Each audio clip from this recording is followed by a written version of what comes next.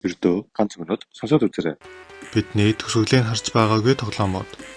Нэгт Flappy Bird 2013 оны 5 сарын 24-нд гарч олон хүнийг утсаа өвтөд хүргэсэн тоглоомонд төгсгөл байдаг гэнэ.